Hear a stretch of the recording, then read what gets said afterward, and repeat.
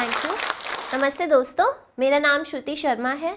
मैं एक IAS officer हूँ और करंटली मैं असिस्टेंट डायरेक्टर की पोजीशन सर्व कर रही हूँ रक्षा मंत्रालय में।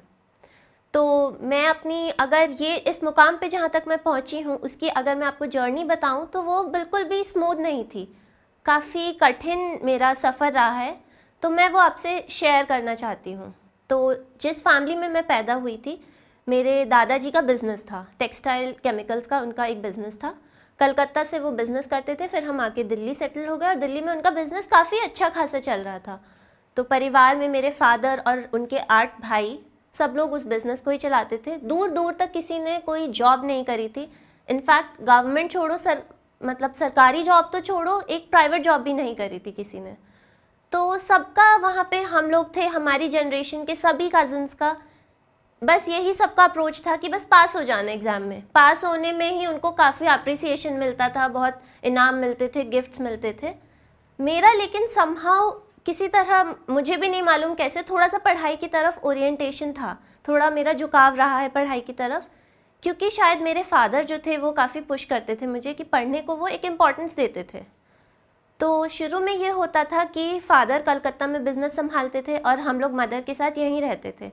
और क्योंकि जॉइंट फैमिली थी तो हमें अपनी जो ज़रूरतें थी वो सब, जितना भी घर में ज़रूरतें थी वो एक ही तरफ से पूरी होती थी। बेसिक ज़रूरतें तो पूरी हो जाती, जो भी कुछ एक्स्ट्रा होता था उसके लिए कभी कभी मदर को मेरे नाना जी से बात करनी पड़ती थी। उस टाइम पे मुझे इंडिपेंडेंस की इम्पोर्टेंस समझ आई और उस समय मुझे लगा कि मुझे एक ऐसी मुकाम पे जाना है जहाँ पे मैं इंडिपेंडेंटली अपने डिसीजंस ले पाऊँ। मुझे और लोगों पे, आसपास के लोगों पे निर्भर ना होना पड़े अपनी छोटी छोटी चीज़ों के लिए। बट कॉलेज में बीटेक में एडमिशन हुआ। अब बीटेक में जब कॉलेज लाइफ एक बार शुरू होती है तो सब लोग थोड़ा भटक जाते ही हैं। तो मेरे साथ भी यही हुआ। मैंने थोड़ा बहुत पढ़ाई को लाइटली लिया और मेरी बैक आने लग गई। फर्स्ट ईयर में मेरी 2 बैक थी, सेकेंड ईयर में मेरी 3 बैक थी। तो by the end of third semester मेरी 5 बैक इकट्ठी हो गई थी। 5 बैक के साथ तो कोई इमेजिन भी नहीं कर सकता कि वो आगे जाके यूपीएससी क्रैक करे, मतलब इतना हौसला ही नहीं होता है उसके बाद। बट समहाउ मेरे दोस्तों वगैरह ने मुझे मोटिवेट किया और मैंने मैंने अपनी बैक्स क्लियर करी। सबसे पहला टारगेट ये था कि बैक क्लियर करनी थी। आगे का सफ़र यूँ हुआ कि कॉलेज लाइफ चली गई, 4th ईयर स्टार्ट हुआ। तो 2013 का टाइम था, वो मुझे अच्छे से याद है, नवंबर 2013 का समय था। तो मेरे फादर को लिवर सिरोसिस डिटेक्ट हुआ, उनकी तबीयत काफ़ी बिगड़ने लगी। तो मैं एक्चुअली, जैसे हर लड़की अपने फादर से अटैच रहती है, मैं भी उनसे काफ़ी अटैच थी। तो वो वाला जो पीरियड था, वो वाला जो एक समय था, वो मेरे लिए बहुत ही स्ट्रेसफुल, बहुत ही दुख भरा था। तो उस समय जब मुझे पहली बार पता चला तब मुझे एहसास हुआ, बहुत ज़्यादा स्ट्रेस का एहसास हुआ उस समय। मुझे लगा कि कुछ करना है। तो एक्चुअली मैं, हमारे परिवार में, हम लोग 3 बहनें हैं और मैं उनमें सबसे बड़ी हूँ। तो जाहिर सी बात है मुझमें थोड़ी जिम्मेदारी वाली फीलिंग थी, पहले से ही थी। तो अब जब उनको ये कंडीशंस हुई, जैसे जैसे टाइम बढ़ा उनकी कॉम्प्लिकेशंस बढ़ती गई। तो मेरा गेट का अटेम्प्ट था, 2014 में पहला अटेम्प्ट था। तो उस टाइम पे ये हुआ कि जिस दिन मेरा गेट का एग्ज़ाम था उसी के जस्ट पहले दिन एक कंडीशन होती है लिवर सिरोसिस में, जिसमें आप अपने जो पेशेंट होता है वो अपनी पूरी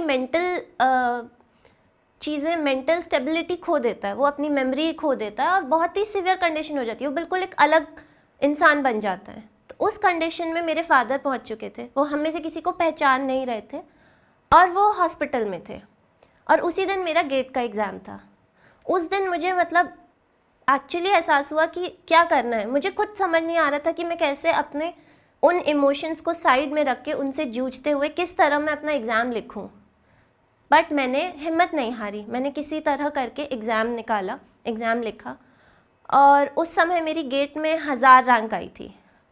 बट क्योंकि मैंने कोचिंग इस तरह सीरियसली नहीं करी थी और घर में इतना ज़्यादा स्ट्रेसफुल माहौल था, तो मुझे पता नहीं था कि 1000 रैंक के साथ मुझे जाना किधर है। तो उस साल मैंने ड्रॉप ले लिया, मैंने कुछ नहीं किया। मैंने सोचा कि 1000 रैंक शायद काफ़ी नहीं है किसी अच्छे एमटेक कॉलेज में जाने के लिए भी, या पीएसयू में अप्लाई करने के लिए। तो मैंने ड्रॉप ईयर लिया। मैंने कहा मैं अगले साल एग्ज़ाम फिर से निकालती हूँ। उस टाइम पे फादर की कंडीशन और ख़राब होती रही। वो जो 1 साल का दौर था, 2014 से 15 का दौर, उस टाइम पे मुझे दोनों चीज़ों से जूझना था। एक तो अपने फादर की इलनेस, जो कि एक कॉन्स्टेंट स्ट्रगल थी, प्लस एक अपने करियर को भी सेटल करना था, क्योंकि वो पीक टाइम था जब करियर सेटल करना होता है।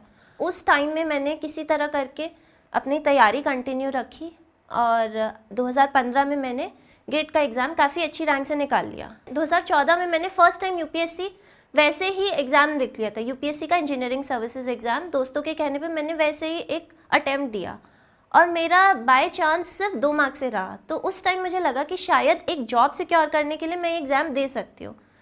तो मैंने फिर अगले साल भी मैंने सोचा कि अगले साल इसको और मेहनत करके दिया जाए तो शायद मैं एग्ज़ाम निकाल लूँ और मेरे पास एक जॉब हो जाएगी।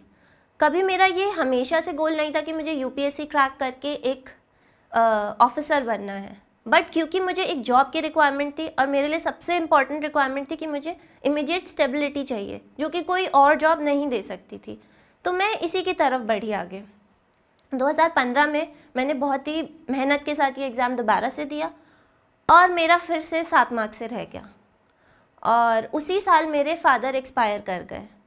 तो ये वाला पीरियड मेरे लिए एक्चुअली बिल्कुल मैं टूट चुकी थी उस टाइम पर। मुझे समझ नहीं आ रहा था और मुझे ये लगा कि शायद मेरे डेस्टिनी में ही नहीं है कि मुझे ईएस बनना भी है। और वो टाइम मेरे लिए काफ़ी, मैं बिल्कुल ये मान लो कि मैं बिल्कुल डिप्रेशन में ही जा चुकी थी 2-3 महीने के लिए। तो 2016 में मैंने दोस्तों के ही कहने पे एक बार फिर से आखिरी बार दोबारा यूपीएससी ईएस का फॉर्म भर दिया और उस टाइम की बात ये है कि 15 दिन का मेरे पास टाइम था एमटेक के एग्ज़ाम्स ख़त्म होने और यूपीएससी के एग्ज़ाम के बीच के दिनों का। उस टाइम पे मैंने डिसाइड किया कि 15 दिन का ही टाइम है मेरे पास, जितना भी टाइम है मैं उसमें अपने पूरी एनर्जी डाल देती हूँ, पूरी जान झोंक देती हूँ। उसके बाद देखती हूँ अगर नहीं हुआ तो फिर वैसे ही ठीक है, तो मान लेंगे कि किस्मत में नहीं था। तो मैंने अपने आप को बिल्कुल अपनी पूरी जान लगा दी प्रिपरेशन में। उन 15 दिन के समय में मुझे याद है कि मैं हर दिन सिर्फ 2 घंटे की मैंने नींद ली है और मैंने किसी भी तरह करके, इतना वास्ट सिलेबस होता है जो भी ईएससी देता है, उन्हें पता है कि सिलेबस 15 दिन के लायक का नहीं होता। इस थॉट को मैंने बिल्कुल निकाला और मैंने सिर्फ इस चीज़ पे फोकस किया कि मैं किस तरह 15 दिन में अपना मैक्सिमम दे पाऊँ। तो मैंने सिर्फ हर दिन 2-2 घंटे की नींद निकाली और मैंने बस अपने आप को झोंक दिया उस तैयारी में। और 15 दिन के बाद जब 3 दिन का एग्ज़ाम होता है, उन दिनों भी मुझे पता नहीं मैं किस हालत में जाके एग्ज़ाम दे के आई हूँ, क्योंकि इतने दिनों की नींद और कुछ भी नहीं पता मुझे। बस मैंने एग्ज़ाम दे दिया किसी भी तरह करके। मेरे दिमाग में बस ये चीज़ थी कि गिव अप नहीं करना है। ये चीज़ मैंने अपनी सीख ली थी, अपने जहन में बिल्कुल बिठा ली थी कि गिव अप नहीं करना है। और उस 15 दिन के स्ट्रगल और कठिन मेहनत के बाद वो दिन भी आया जब फाइनली मैंने ये एग्ज़ाम क्रैक कर लिया। तो मैं अपनी स्टोरी से सिर्फ ये मैसेज आप सबको देना चाहती हूँ कि कभी गिव अप नहीं करना। कितनी भी कठिन परिस्थितियाँ हों, कितनी भी मुश्किलें हों, आप कभी भी गिव अप वाली चीज़ अपने दिमाग में मत आने देना। कभी भी लॉजिक को इस चीज़ में मत डालना। कभी भी आपको प्रैक्टिकली लगेगा चीज़ें इम्पॉसिबल है, हो ही नहीं सकता। आपको लगेगा, मैंने भी यही सोचा था 15 दिन में मैं कौन सा यूपीएससी निकाल लूँगी। जब मैंने 2 बार इतनी प्रिपरेशन के साथ मेरा मार्क्स से थोड़े मार्क्स से रह गया, तो 15 दिन में तो बिल्कुल इम्पॉसिबल था। लेकिन मैंने उस टाइम पे गिव अप नहीं किया। मैंने ये नहीं किया कि मैंने फॉर्म ही नहीं भरा, मैंने तैयारी नहीं करी। उस टाइम पे भी मैंने अपनी पूरी जान लगाई और फाइनली रिजल्ट आपके सामने ही है। तो अपनी इस स्टोरी से मैं आपको यही मैसेज देना चाहती हूँ कि कभी भी गिव अप नहीं करना। मुश्किलें आपके सामने आएंगी, लाखों चीज़ें, लाखों कठिनाइयाँ आपके सामने आएंगी, बट आप गिव अप मत करना, क्योंकि जब आप गिव अप कर देते हो तभी वहीं पे आपकी जर्नी ख़त्म हो जाती है। और जब आप गिव अप नहीं करते, अपना कंटिन्यू एफर्ट देते रहते हो उसी चीज़ में, तो आपके लिए सक्सेस कहीं ना कहीं किसी ना किसी मोड़ पे वेट कर ही रही होती है। मेरे पास कितनी भी कठिनाइयाँ आई, कितनी मुश्किलें आई, मैंने कभी गिव अप नहीं किया। उन 5 बैकों को लेके और अपने फादर की इलनेस को लेके, इतने सेटबैक्स को लेके, इमोशनल ट्रॉमा को लेके, उन सबको पीछे छोड़ते हुए मैं आगे बढ़ी। मैंने उस टाइम भी हार नहीं मानी, मैं अभी भी हार नहीं मानूंगी। 1 मिनट ठहरिए, वीडियो को बंद मत करिएगा। मैं आपसे कुछ सवाल पूछना चाहता हूं। क्या आप भी अपनी इंग्लिश को इंप्रूव करके अपने करियर और जिंदगी में आगे बढ़ना चाहते हैं? क्या आप भी जानना चाहते हैं कि एक कॉन्फिडेंट और डायनामिक पर्सनैलिटी के क्या सीक्रेट्स होते हैं? क्या आप ये सोचते हैं कि पैसों से पैसे आखिर कैसे कमाया जाए?